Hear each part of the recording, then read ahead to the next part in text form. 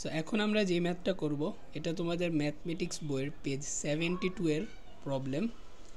So তোমরা যদি লক্ষ্য করে দেখো তোমাদের এই চ্যাপ্টারের এক্সারসাইজের বেশিরভাগ ম্যাথ কিন্তু আসলে এই প্রবলেমের মতো।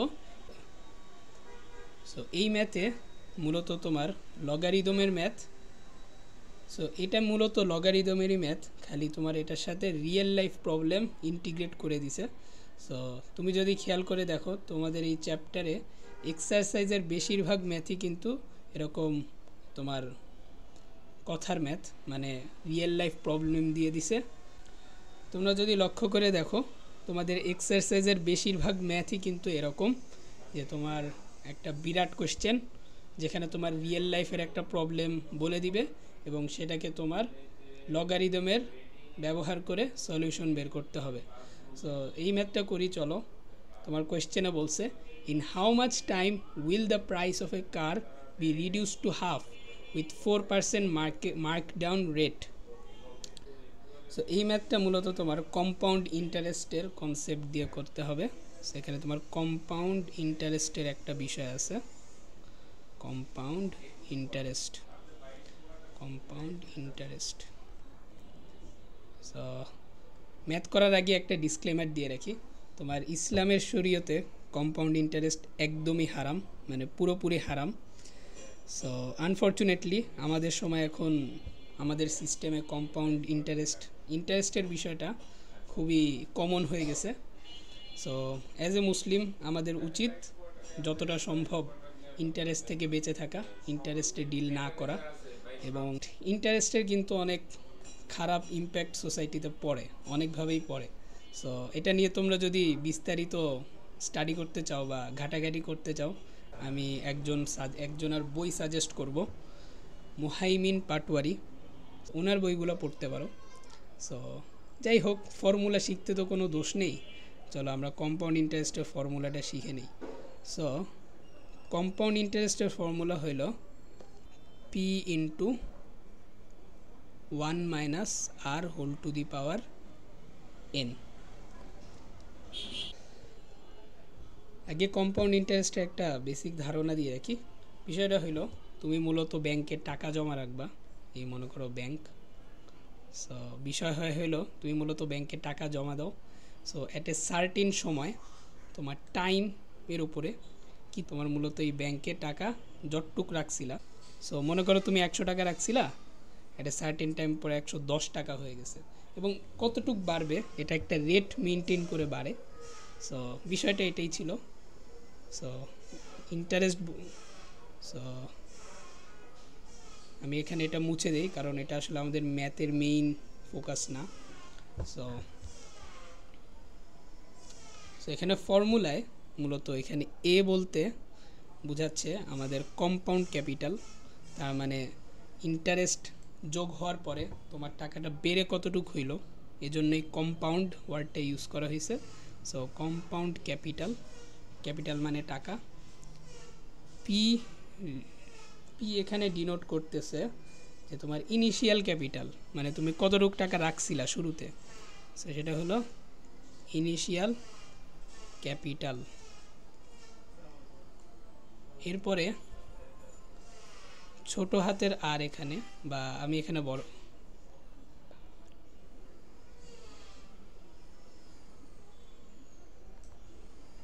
সেখানে ক্যাপিটাল আর ডিনোট করতেছে তোমার রেট। এখানে যে আর, এটা হইল তোমার রেট অফ ইন্টারেস্ট, কতটুকু রেট বাড়ছে। এবং ফাইনালি এখানে যে এন লিখছি, এই এন হইল নাম্বার অফ ইয়ার্স হইতে পারে, মূলত ইয়ার হয়। So number of years.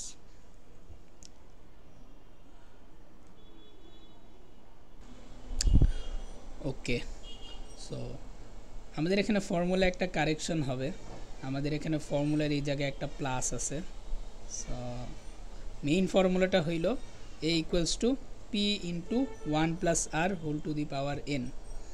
So চলো ম্যাথটা শুরু করি। এখানে আমরা লেট ধরবো আগে কিছু জিনিস। আমাদের এখানে ইনিশিয়াল যে অ্যামাউন্টটা, যেটাকে আমরা পি লিখব, সেটাকে আমরা ধরার কথা এম ধরে নিলাম একটা, তুমি যা ইচ্ছা ধরতে পারো।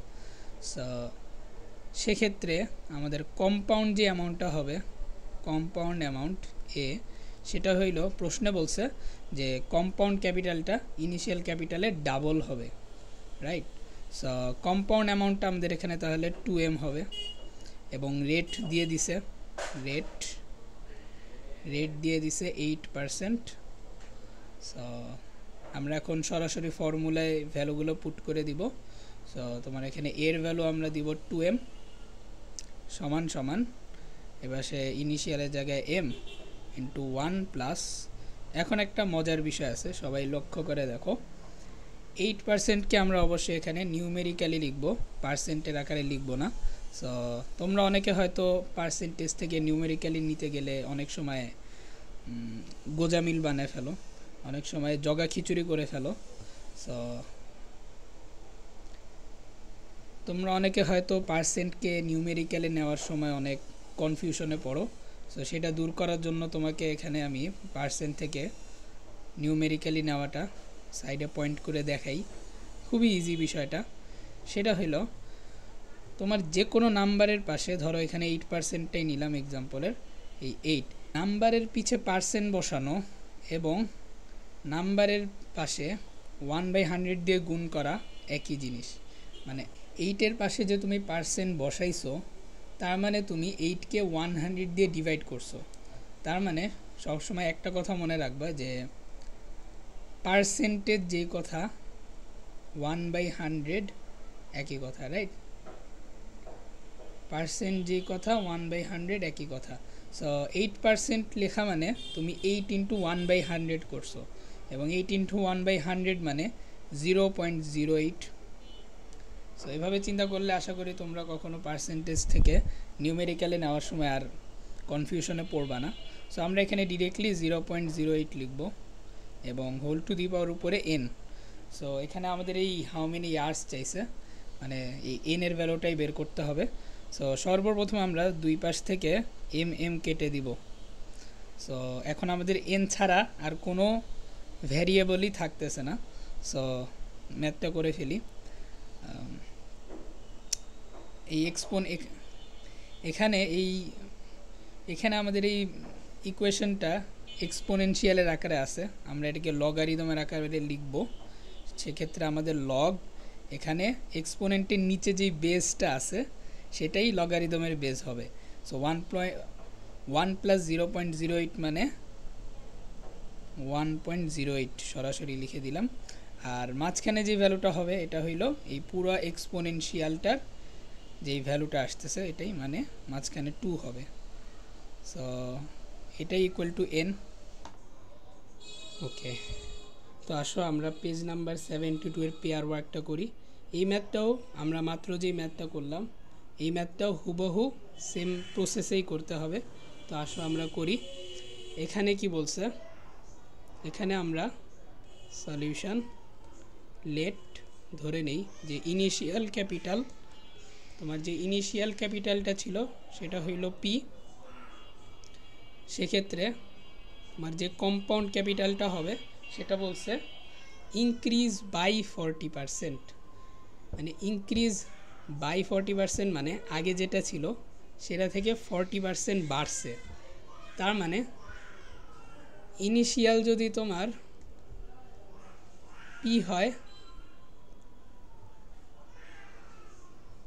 মানে ইনিশিয়াল যদি তোমার p হয় তাহলে কম্পাউন্ডে যেটা আসবে সেটা হবে হইল p আগে যেটা ছিল ওইটা প্লাস তার থেকে আরও বাড়ছে 40%, মানে 0.04 ইন্টু p। আমরা আগের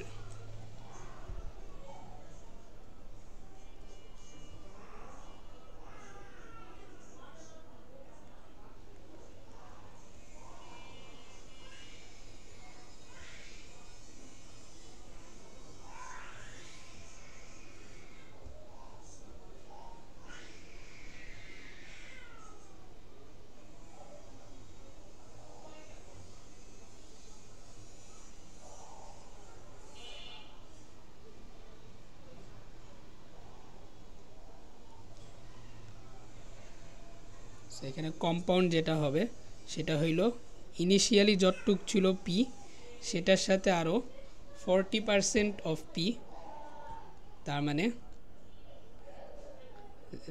40% অফ পি মানে আমরা দেখাইছিলাম যে 40% মানে পাশে পার্সেন্ট লেখা মানে পার্সেন্ট দিয়ে গুণ, এবং পার্সেন্ট যেই কথা 1/100ও একই কথা, তার মানে 40/1 মানে 40 × 1/100, যেটাকে তাহলে লেখা যায় 00 কাটা 4/10 মানে তোমার 0.4 হয়। সো আমরা সরাসরি লিখে দিব, এত কিছু না লিখে।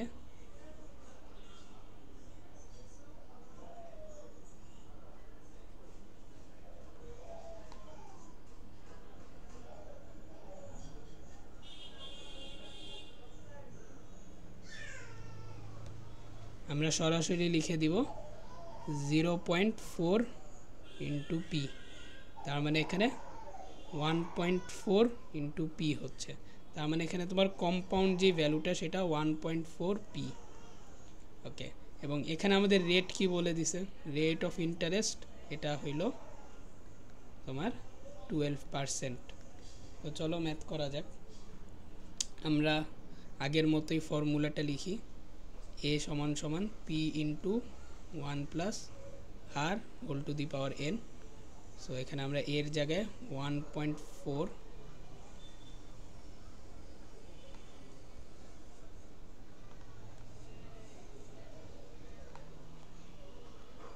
সেখানে আমরা এর জায়গায় 1.4 পি লিখব, সমান সমান এখানে p 1 প্লাস রেট হইল 12% মানে 0.12 এবং পাওয়ার n। সো এখানেও আমরা পি কাটাকাটি করলাম। সো এখানে যেই জিনিসটা বাকি থাকে সেটা হইল এই n সমান সমান লগারিদম বেজ হইল এই এক্সপোনেন্টের নিচে যা আছে 1 প্লাস 0.12 মানে 1.12, এবং এই এখানকার মাঝখানের ভ্যালুটা হবে এখানকার এই 1.4।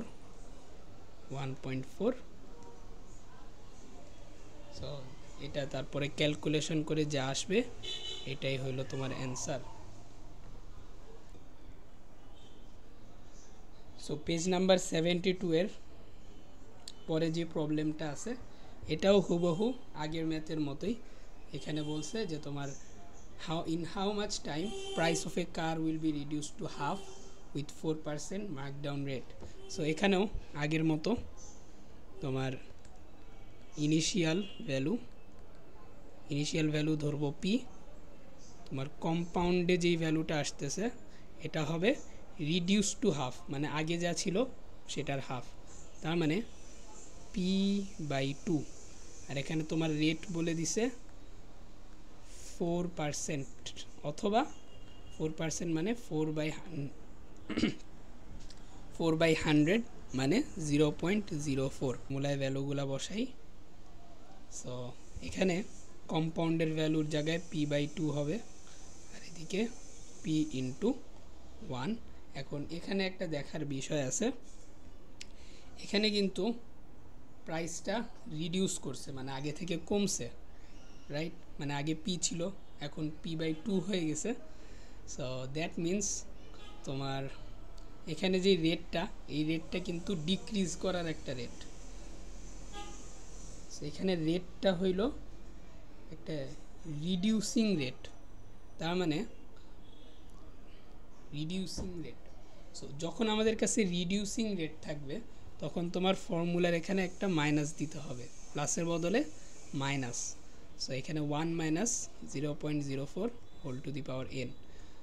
সো এখানে তাহলে n সমান সমান লগারিদম 1 মাইনাস 0.04 মানে 0.96।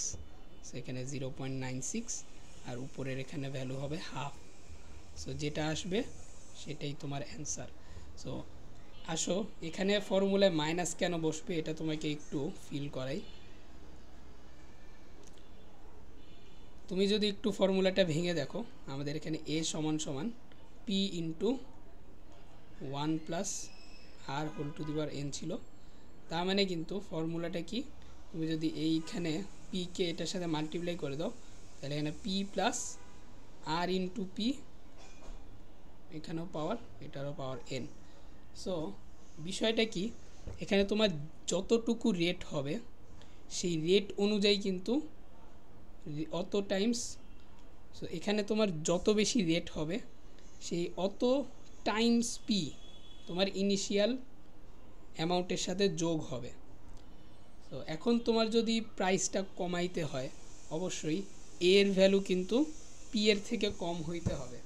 সো পি থেকে যদি তুমি এর ভ্যালু কম বানাইতে চাও তাহলে কিন্তু অবশ্যই তোমার এই পি এর যে ভ্যালু আছে এটার থেকে কিন্তু কোনো কিছু একটা মাইনাস করতে হবে, না হলে কিন্তু পি এর ভ্যালুটা এ থেকে বড় হবে না, না হলে কিন্তু এর ভ্যালু পি এর থেকে ছোট হবে না। সো সেভাবে চাইলে তুমি মনে রাখতে পারো যে ফর্মুলাতে একটা মাইনাস আসছে।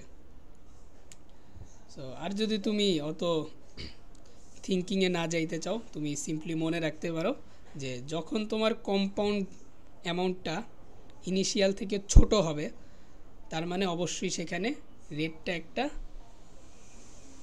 রিডিউসিং রেট ছিল, তার মানে রেটটা কমে গেছে। সো যখনই রিডিউসিং রেট থাকবে, সো আমি এখানে ছোট করে লিখে দিই, যখন যখন কম্পাউন্ড অ্যামাউন্ট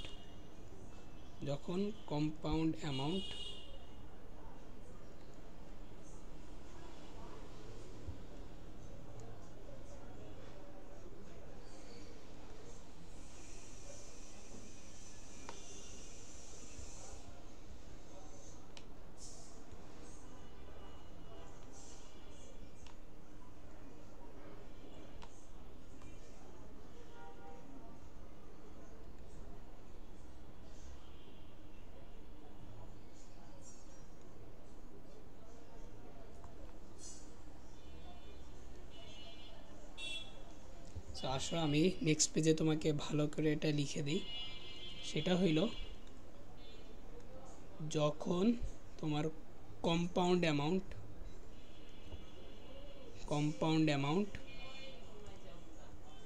ইনিশিয়াল অ্যামাউন্ট থেকে কম হবে তখন ফর্মুলা হবে a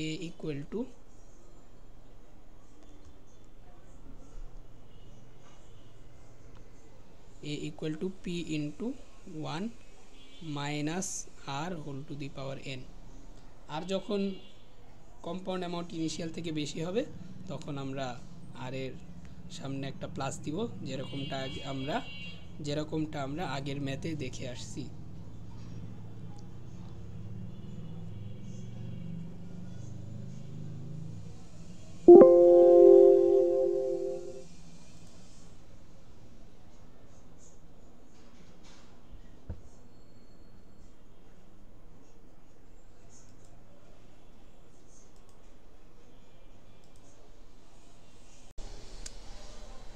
আর যখন আমাদেরকে নর্মাল কেস দিয়ে দিচ্ছে, যখন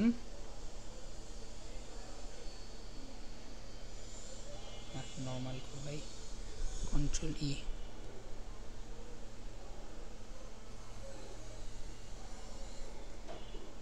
আর যখন আমাদের কম্পাউন্ড অ্যামাউন্ট ইনিশিয়াল অ্যামাউন্ট